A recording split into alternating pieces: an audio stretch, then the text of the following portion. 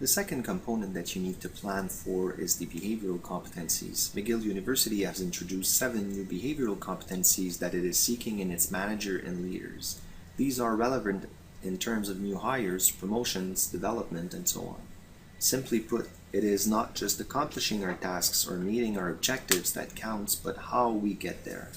It is always hard to predict what the future holds in terms of technological know-how, for example, but we know that there are attitudes and behaviors that really facilitate our ability to change and adapt as an organization, to engage teams, and to maximize our effectiveness. These 7 key behavioral competencies were identified through a series of interviews with McGill leaders and through benchmarking research as those most vital for the continuous growth of our institution. They're part of a larger multi-year initiative that will include linking them to job families, along with related technical competencies. Before we present the 7 behavioral competencies, let's look at the definition of behavioral competencies that are important in today's organization and their benefits from a recruitment, training, and career development succession planning standpoint. The term behavioral competencies can be defined as an observable, measurable behavior or attitude that is essential to perform a job. If you are curious from a career development point of view, we encourage you to Google transferable skills online. The general thinking in organizations and career coaching today is that people are often hired for their technical know-how but retained, developed, and promoted for their soft skills or behavioral savvy. Jobs are more and more complex, and you probably notice that our performance is not just about what we do in our day-to-day. It is also what attitudes and behaviors we display with each other and with our stakeholders as we seek to build trust and eliminate silos. Let's say that an employee is a financial analyst and is in charge of providing reports to the community. You notice that the employee is very knowledgeable in creating and preparing reports. However, every time the employee is interacting with colleagues or clients, he or she appears rude and does not really listen to clients' needs or collaborate. The technical skills may be present, but the employee really needs some coaching and development in terms of behavioral skills. Behavioral competencies give you a language and a frame of reference to discuss, without personalization, some of the attitudes and behaviors that could greatly enhance outcomes. For you as an employee, behavioral competencies may also give you a sense of where you want to set your compass for your own career progression. Most organizations use behavioral competencies for 3 different practical needs. First, competencies are used in recruitment and staffing because they can allow us to determine what kind of behaviors and attitudes to look for in an interview process.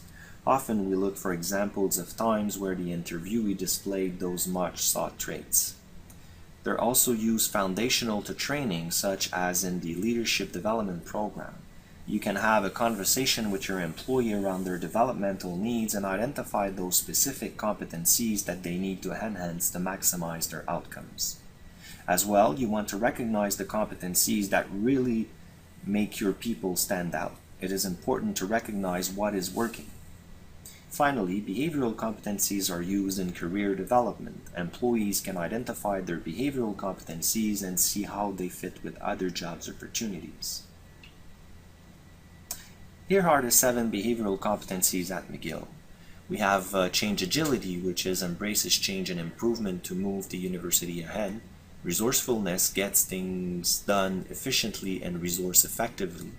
Teaming, contribute to or builds effective teams, the team the employee belongs to and works with regularly. Managerial courage makes and stand behind tough decisions. Self-awareness and management practices emotional maturity. Client service orientation provides service excellence to students, staff, the community, and internal clients. Performance orientation takes ownership of or fosters accountability for delivering results. The last 2 should in fact be how we work together consistently as an organization.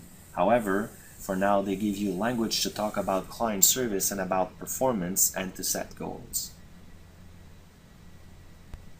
Each competency has different proficiency levels from A to C or A to D depending upon the competency.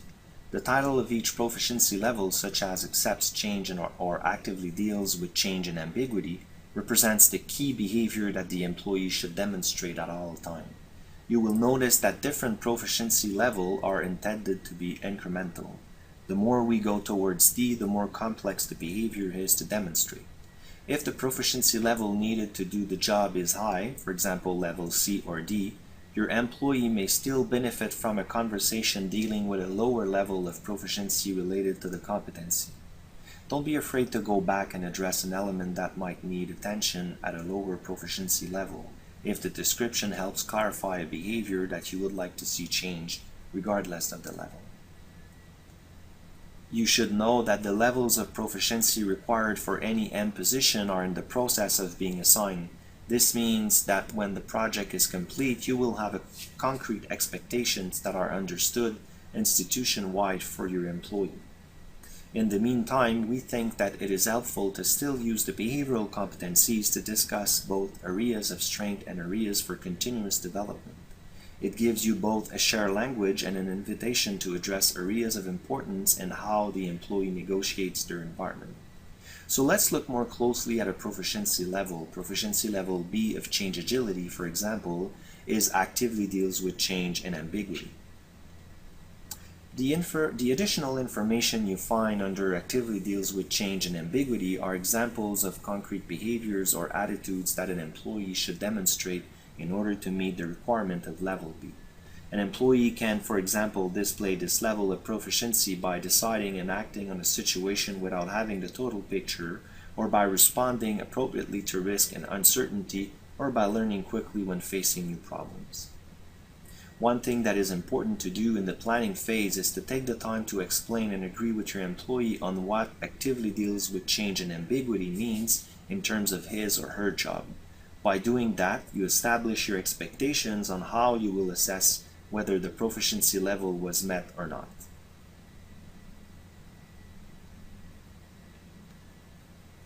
Our desired outcome with the introduction of 7 new behavioral competencies and their respective proficiency levels is to match each job family and subfamily we currently have at McGill with the right proficiency level. In order to do that, we're conducting several focus groups with employees of each job family and subfamily. The entire project is expected to be completed in the fall of 2013. In the meantime, we still expect supervisors to use the 7 behavioral competencies with their employees in order to discuss their effectiveness in the overall environment and in their interface with important stakeholders. Simply use the behavioral competencies as a means of enriching reflection and discussions you will have in performance dialogue. It is important to note the level of the competencies are not directly linked to the levels of the managers. As job families are reviewed, the relationship between the various categories of job families and behavioral competencies will be determined and communicated. To avoid being overwhelmed by the sheer volume of information, we recommend that you select 1 or 2 behavioral competencies that could enhance most significantly your employee's performance. Engage your employee in determining the 1 or 2 competencies that could, in his or her view, make the biggest difference in terms of clients, team members, and other stakeholders. What can they do to further enhance this competency? How could this enhancement make a difference to them, to you, to the team, and to important others? How will they solicit support and feedback to know that they're on the right track? Ask for concretes. What will success look like to them? Avoid trying to slot them rigidly into one proficiency level, as it may or may not be aligned with the level required once the competencies are fully assessed and integrated. As you select the competency to be considered, seek to link it to concrete observations and feedback received, and most importantly to the employee's understanding of their performance. Always address your perception of the behavior, not the intention behind it. We don't know what is going on for someone else, only the attitude and behavior we observe each day. Be specific about what you want to see.